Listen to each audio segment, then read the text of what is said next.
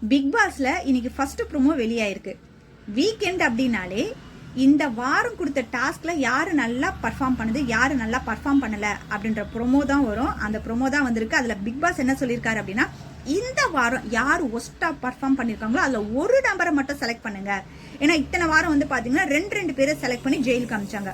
ஆனா இந்த வாரம் வந்து பாத்தீங்கன்னா ஒரு நபரை மட்டும் செலக்ட் பண்ணுங்க அப்படின்னு சொல்லியிருக்காங்க. அது ஏன்னு தெரியல. நான் என்ன யோசிக்கிறேன் அப்படின்னா, வீட்டில் வந்து ஆட்கள் வந்து குறைஞ்சிக்கிட்டே இருக்காங்க இல்லையா, அதனால 2 பேரா வேணா ஒருத்தரா வந்து செலக்ட் பண்ண சொல்லலாம் அப்படின்னு நினைச்சிருக்கலாம். அப்படி இல்லைன்னா 2 பேரா செலக்ட் பண்ணி ஜெயிலுக்கு அனுப்பிச்சோன்னா உனக்கு நான் துணை எனக்கு நீ துணை அப்படின்னு சொல்லிட்டு ஜாலியாக இவங்க என்ஜாய் பண்ணிட்டு இருக்காங்க. அடுத்த வாரமும் சரியா பர்ஃபார்ம் பண்ண மாட்டேன்றாங்க. அதனால ஒருத்தரா அனுப்பணும் அப்படின்னா அடுத்த முறை நம்ம ஜெயிலுக்கு போகக்கூடாது அப்படின்னு சொல்லிட்டு பர்ஃபார்மன்ஸ்ல இன்ட்ரெஸ்ட் காட்டுவாங்கன்னு நினைச்சு அனுப்புறாரா என்னன்னு தெரியல. வாரத்துல யார் ஒஸ்டா பர்ஃபார்ம் பண்ணுது அப்படின்னு சொல்லிட்டு ஒவ்வொருத்தரா வந்து சொல்ல வந்தாங்க. அதுல வினோத் வந்து பாத்தீங்கன்னா ஆதிரி பேரை சொன்ன போல, திவ்யா வந்து சாண்ட்ரா பேரை சொன்னாங்க. ஆல்ரெடி சாண்ட்ரா திவ்யா மேல ரொம்ப கடுப்பா இருக்காங்க. இதுல திரும்பவும் திவ்யா சாண்ட்ரா பேரை சொன்னதுக்கு அப்புறமா இன்னும் ஒரு வாரம் இதே விஷயத்தை பிடிச்சிட்டு தான் இருப்பாங்க அப்படின்னு நான் நினைக்கிறேன். அதுக்கப்புறம் நிறைய பேர் வந்து பாத்தீங்கன்னா ரம்யா பேரை தான் சொல்லிட்டு இருந்தாங்க. அவங்க வந்து சரியா இதுலயும் ஈடுபாடு இல்லாத மாதிரி இருந்தாங்க அப்படின்னு சொல்லிட்டு ஒரு சில காரணங்கள்லாம் சொன்னாங்க. பார்வதி வந்து ஃபர்ஸ்ட் நான் ரம்யாவை செலக்ட் பண்றேன்னு சொல்லிட்டு அதுக்கான காரணம் என்ன தெரியுங்களா சொல்றாங்க, கதவை திறந்து வச்சா நான் வெளியே போறேன்னு சொன்னாங்க அப்படின்ற காரணத்தை சொன்ன உடனே ரம்யாவுக்கு கோவம் வந்துச்சு. பிக் பாஸ் என்ன சொன்ன போல, இந்த வாரம் டாஸ்க்ல யார் வந்து ஒஸ்டா பண்ணாங்க அப்படின்னு சொல்லி தான் செலக்ட் பண்ண சொன்னாங்க. அந்த இடத்துல பார்வதி போன வாரம் வீக்கெண்ட்ல நடந்த விஷயத்த பேச வேண்டிய அவசியம் கிடையாது. அந்த இடத்துல ரம்யா கோவப்பட்டதும் தப்பு கிடையாதுன்னு தான் நினைக்கிறேன். ஏன்னா எந்த ஒரு டாஸ்க் கொடுத்தாலும் விஜய் சேதுபதி எந்த ஒரு கேள்வி கேட்டாலும் அதுக்கு மாத்தி தான் பார்வதி பதில் சொல்லுவாங்க. அதே மாதிரிதான் இந்த ப்ரமோலையும் பார்வதி சொன்ன விஷயம் தவறா தான் இருக்கிற மாதிரி எனக்கு தோணுது. இப்போ ரம்யாவை ஒஸ்டா செலக்ட் பண்ணி ஜெயிலுக்கு அனுப்பிச்சிட்டாங்க. பெஸ்ட் யாருன்றது ப்ரமோல காமிக்கல. ஆனா இந்த வாரம் ஃபுல்லா பெஸ்டா பர்ஃபார்ம் பண்ணது அப்படின்னு பார்த்தா விக்ரம் தான் நல்லா பண்ண மாதிரி எனக்கு தோணுது. உங்கள யாருக்காவது யார் பெஸ்டா இருப்பாங்கன்னு தோணுச்சு அப்படின்னா கமெண்ட்ல சொல்லுங்க. இந்த வீக்கெண்ட் எபிசோட்ல விஜய் சேதுபதி கண்டிப்பா பார்வதியை பார்த்து இது மாதிரி கேட்பாருன்னு நான் நினைக்கிறேன். என்னன்னு பாக்குறீங்களா? பார்வதி சுகம் தானே, மனசுலாயும் காணா காத்தீனா அப்படின்னு. நான் தப்பா கூட பேசிருக்கேன், சாரிங்க, எனக்கு மலையாளமும் இந்தியும் வராது. ஏன் இந்த 2 லாங்குவேஜ்ல பேசுவார் அப்படின்னா, ஆல்ரெடி பிக் பாஸ் வந்து தமிழ் பிக் பாஸ்ல ஹிந்தி பேசுறீங்களான்னு கேட்ட போல, இப்ப நேத்து எபிசோட்ல மலையாளத்துல பேசுறாங்க கமருதீன் கிட்ட. வாரம் யார் என்னென்னலாம் பண்றாங்களோ அந்த சைகைகள்லாம் வந்து விஜய் சேதுபதி பண்ணிட்டு இருக்காருல்ல. இந்த வாரம் பார்வதி 2 லாங்குவேஜும் கலந்து தமிழ் பிக் பாஸ் பண்ணதை கண்டிப்பா நோட் பண்ணி கேட்பாருன்னு நான் நினைக்கிறேன். பார்வதி கமருதீன் பண்ண தப்புக்கு வீட்டில் இருக்கக்கூடிய எல்லா மெம்பர்ஸும் வந்து பனிஷ்மெண்ட் அனுபவிக்கிறாங்க. சரி, இவங்க கொஞ்சமாவது உணரணும் அப்படின்றதுக்காக தான் வீட்டில் இருக்க வேலையெல்லாம் செய்ய சொன்னாங்க. அந்த வேலையும் சரியா செய்யாம நான் இதெல்லாம் நான் சரியா செய்ய முடியாது, ஏதோ கொஞ்சம் கொடுப்பீங்கன்னு பார்த்தேன், இன்னும் எல்லா வேலையும் என் தலையில கட்டுறீங்க அப்படின்னு சொல்லிட்டு அந்த வேலையும் சரியா செய்யாம தான் இருக்காங்க. சரி, நீங்க வேலை செய்யலாம் கூட பரவாயில்ல, திரும்பி அந்த மாதிரி தப்பு பண்ண மாட்டீங்கன்னு பார்த்தா மலையாளத்துல உட்காந்து பேசிட்டு இருக்காங்க. கமரு இருந்தாரு, சரி வேணாம் பார்வதி அப்படின்னு சொன்னா, சரி பேச வேணாம் சைகையிலே பேசிக்கலாமா அப்படின்னு சொல்லிட்டு சைகளை பேசுறாங்க. இவங்களெல்லாம் திருத்த முடியுமா பாருங்க. இதுல நேத்து அரோரா பார்வதி மேல போட்ட கேஸும் வந்தது. அதுல அரோரா தான் ஜெயிச்சாங்க. முக்கியமா கமருதீன் அரோராக்கு சப்போர்ட்டா தான் பேசினாரே. இந்த இடத்துலயாவது பார்வதி கொஞ்சமாவது புரிஞ்சிருக்கணும். பார்வதி திரும்ப கமருதீன் கிட்ட வாலண்டியரா வந்து இப்படி பேசுது. இந்த வாரம் கமருதீன் வந்து பாத்தீங்கன்னா நாமினேஷன்ல இருக்காரு. இது மாதிரிலாம் நிறைய விஷயங்கள் பண்ணா அவரை வெளியே அனுப்பிச்சிருவாங்க, அடுத்து நம்ம கேமை நல்லா விளையாடலாம் அப்படின்னு சொல்லி பண்றாங்களா என்னன்றது ஒன்னும் தெரியல. இது தெரியாத கமருதீன் பார்வதி கூட சேர்ந்து பேசிட்டு இருக்காரு. கண்டிப்பா இந்த வாரம் கமருதீன் வெளியே போனார்னா அதுக்கு முக்கிய காரணம் பார்வதியா தான் இருப்பாங்க. அப்படி இந்த வாரம் போலன்னா கூட கண்டிப்பா நாமினேஷன்ல இவங்க 2 பேர் கண்டிப்பா வரும். அடுத்த வாரம் இவங்கள யாராவது ஒருத்தர் வெளியே போயிடுவாங்க பாருங்களேன். ஏன்னா வீட்டுல இருக்கவங்க அவ்வளவு காண்டுல இருக்காங்க.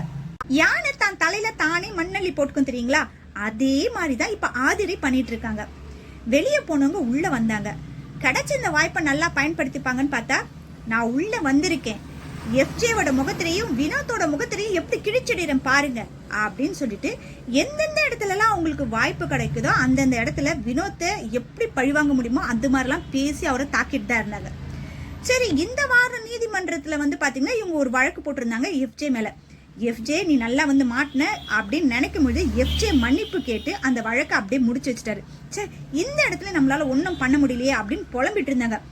நிறைய பேருக்கு ஆதிரி இப்படி புலம்புறத பார்த்தா ஆதிரி மேல எதுவும் தப்பு இல்ல போல இருக்கு அப்படின்னு தான் நிறைய பேர் நினைச்சிட்டு இருந்தாங்க. ஆனா அவங்க வாயாலேயே இப்ப எல்லாத்தையுமே கெடுத்துட்டாங்க.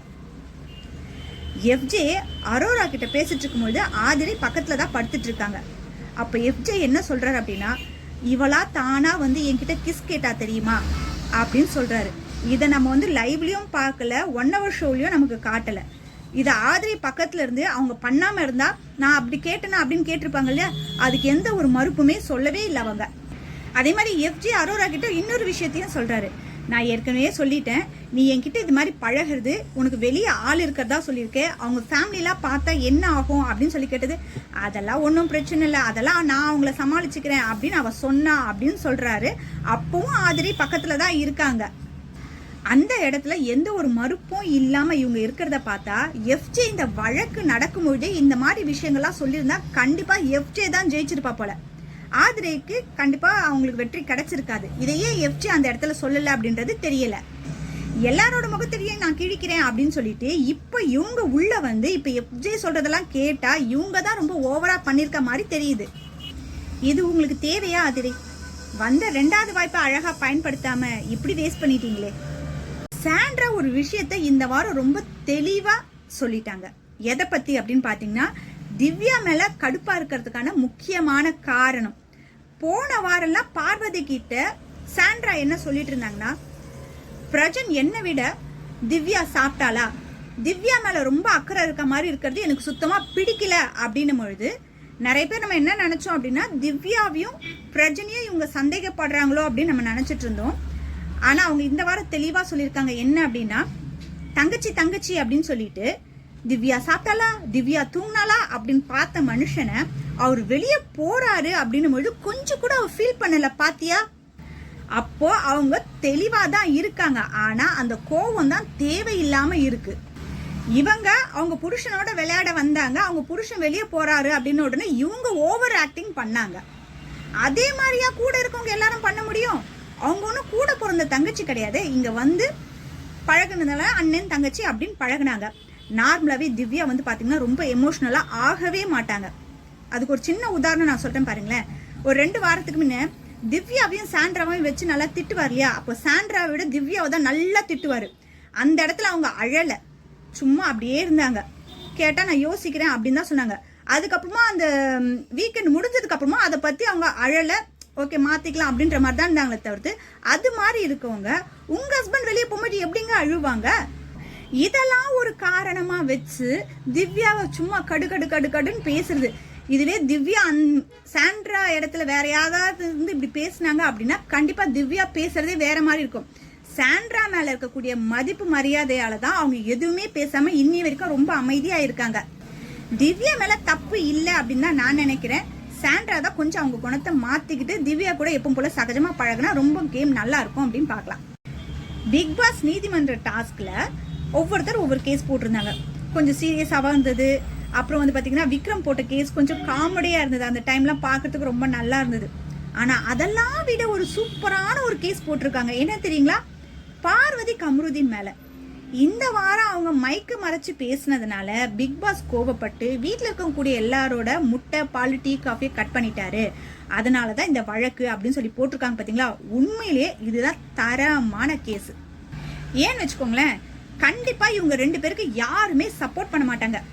ஏதோ விதியே அப்படின்னு சொல்லிட்டு அமித் வந்து அவங்களுக்கு வக்கீலா இருக்காப்புல. ஜட்ஜா வினோத்தும் வியானாவும் இருக்காங்க. என்னதான் யார் எத்தனை பாயிண்ட் பார்வதி வளவளன்னு எவ்வளவு நேரம் பேசினாலும் அவங்க பக்கத்துல இருந்து ஒரு நல்ல பாயிண்ட் கூட வரப்போறது கிடையாது. அப்போ இதுக்கான ரிசல்ட் என்ன அப்படின்றது நமக்கு தெரியும். இதுல வர ரிசல்ட் மட்டும் இல்லாம இப்போ இந்த டாஸ்க்ல இந்த கேஸ் வந்ததுனால கண்டிப்பா விஜய் சேதுபதி இவங்க 2 பேரையும் வெச்சு செய்யறதுல எந்த ஒரு மாற்றமும் இருக்காது. இந்த கேஸ் நடக்கும்போது கூட பாருங்க, எல்லாம் எங்களே டார்கெட் பண்றாங்க அப்படின்றாங்க பார்வதி.